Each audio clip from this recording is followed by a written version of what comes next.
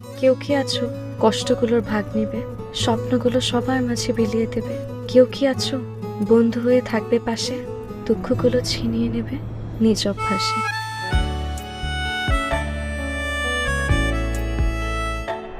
একটা মানুষকে সামনাসামনি না দেখে, তার সাথে কথা না বলেও যে সেই মানুষটার প্রেমে পড়া যায়, এটা আমার জানা ছিল না। আমার গল্প শেষ। কিন্তু আমি তো চাই না আমাদের গল্পটা এখানে শেষ হয়ে যাক।